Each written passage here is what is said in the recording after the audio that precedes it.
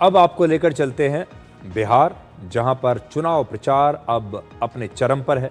प्रधानमंत्री नरेंद्र मोदी ने आज से बिहार में चुनाव प्रचार की शुरुआत कर दी है और आज उन्होंने बिहार के समस्तीपुर और बेगूसराय में 2 रैलियां की हैं।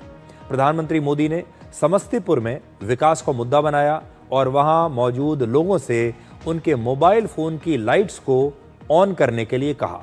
जब लोगों ने अपने मोबाइल फोन की लाइट्स ऑन कर ली, ये टॉर्च ऑन कर लिया, तो फिर प्रधानमंत्री ने कहा कि मोबाइल फोन के इस युग में आखिर लालटेन की क्या जरूरत है। प्रधानमंत्री मोदी ने कहा कि दुनिया के बाकी देशों में इंटरनेट डेटा बहुत महंगा है, लेकिन भारत में 1 GB डेटा की कीमत 1 कप चाय से ज्यादा नहीं है। आज बिहार के युवा रील्स बनाकर इंटरनेट से अच्छी कमाई कर रहे हैं इसी वजह से। अपना मोबाइल फोन बाहर निकालिए और अपना मोबाइल फोन निकाल कर उसकी लाइट चालू कीजिए। अच्छा, आपका लाइट जल रहा है। अब आप मुझे एक बात बताइए, जब इतनी लाइट है, हर एक के हाथ में लाइट है, तो लालटेन चाहिए क्या? बिहार को लालटेन और उसके साथी नहीं चाहिए।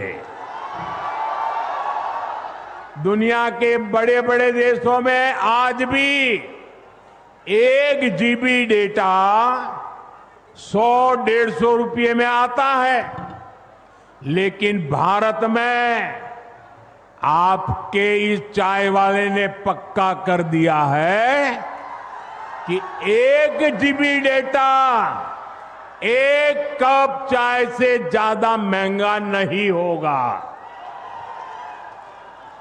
साथियों, इस सस्ते डेटा का सबसे ज्यादा फायदा बिहार के मेरे नौजवानों ने उठाया है। ये जो रील्स पर रील्स बन रही है ना, सारी क्रिएटिविटी दिख रही है, उसमें भाजपा और एनडीए की नीतियों का बहुत बड़ा योगदान है। तो प्रधानमंत्री मोदी ने बिल्कुल नई तरीके से लोगों को एक बात समझाई।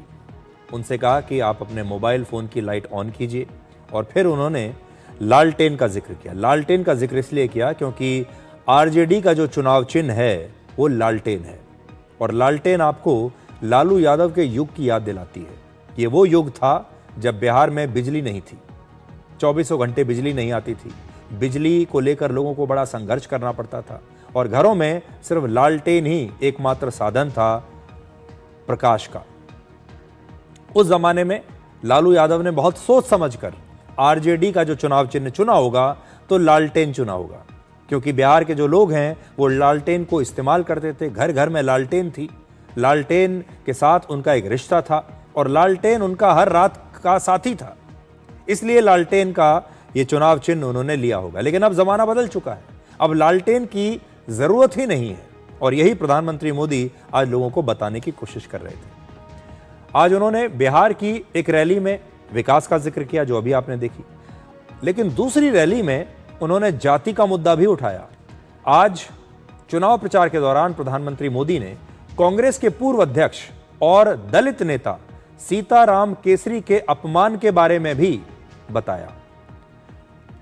आज ही उनकी बात क्यों की? क्योंकि आज सीताराम केसरी की पुण्यतिथि है। सीताराम केसरी एक दलित नेता थे और बिहार के ही रहने वाले थे, और वो 1996 से 1998 तक कांग्रेस पार्टी के अध्यक्ष रहे। हालांकि उनका कार्यकाल पूरा होने से पहले ही उन्हें मार्च 1998 में ही जबरदस्ती अध्यक्ष पद से हटा दिया गया था। इस दौरान उनका काफी अपमान किया गया, और कांग्रेस के मुख्यालय में उनके कमरे पर बिना उनकी मर्जी के, यानी उनका जो ऑफिस था उस पर बिना उनकी मर्जी के कब्जा कर लिया गया। उनका जो नेम प्लेट था उसे वहां से हटा दिया गया, और इसीलिए कहा जाता है कि तब सीताराम केसरी का बहुत अपमान हुआ था, क्योंकि वो इस्तीफा नहीं देना चाहते थे और पार्टी उनसे जबरदस्ती इस्तीफा लेना चाहती थी। सीताराम केसरी के बाद सोनिया गांधी कांग्रेस की अध्यक्ष बनी थी, और संघर्ष यही था कि सोनिया गांधी को कांग्रेस का अध्यक्ष बनना था, लेकिन सीताराम केसरी हटने के लिए तैयार नहीं थे। आज प्रधानमंत्री मोदी ने भी बताया कि जब सीताराम केसरी कांग्रेस अध्यक्ष थे तब इसी कांग्रेस पार्टी ने कैसे एक दलित नेता का अपमान किया था। साथियों, आज कांग्रेस के पूर्व अध्यक्ष सीताराम केसरी जी की पुण्यतिथि है।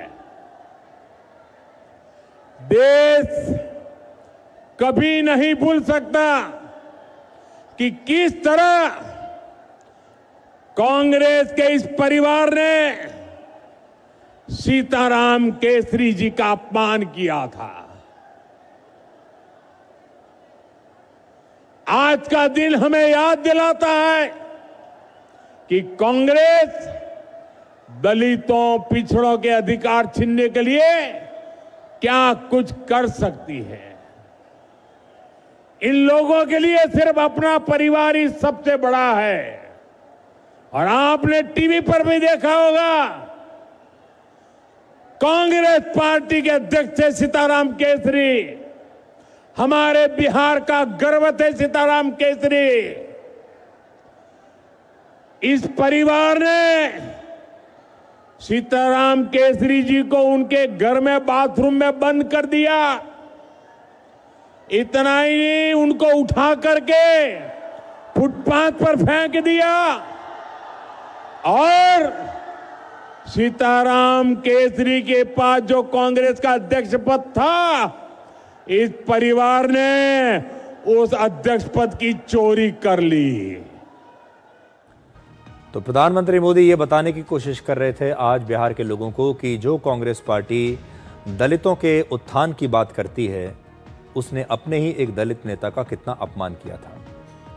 बीजेपी का चुनाव प्रचार हमने आपको दिखाया, लेकिन आज आपको महागठबंधन के मुख्यमंत्री पद का चेहरा बनने के बाद तेजस्वी यादव का जोश भी देखना चाहिए। उन्होंने भी आज बिहार में 4 रैलियां की हैं। जरा देखिए तेजस्वी यादव का जोश। जो गरीब की बात करता हो उसको कहते हैं जंगल राज, जो गरीब के लिए लड़ता हो उसको कहते हैं जंगल राज। और देखो, हम यहाँ टूटे फूटे झूठे बात करने नहीं आए। तेजस्वी की उम्र कच्ची है पर जुबान पक्की है। बिहार का लाल ही बिहार को चलाने का काम करेगा और 14 नवंबर के बाद विश्व रिकॉर्ड बनाएगा। ऐसा राज बनाएगा कि हर परिवार के पास सरकारी नौकरी होगा। आपने एक नया बदलाव तेजस्वी यादव में नोट किया होगा। वो आजकल इंस्टाग्राम पे बहुत रील्स बनाते हैं, युवाओं के साथ कनेक्ट होने की कोशिश कर रहे हैं। और साथ ही अब जब चुनाव प्रचार करने जाते हैं तो टी शर्ट पहनकर जाते हैं। अब वो कुर्ता पजामा पहनकर नहीं जाते। ये देखिए, टी शर्ट पहनकर आजकल वो चुनाव प्रचार कर रहे हैं ताकि बिहार के युवाओं को वो लुभा सके। अब हम आपको छठ पूजा के बारे में कुछ बताना चाहते हैं, जो कि अब ये त्योहार आने ही वाला है। इसलिए सबसे पहले आप सबको छठ पूजा की एडवांस में ही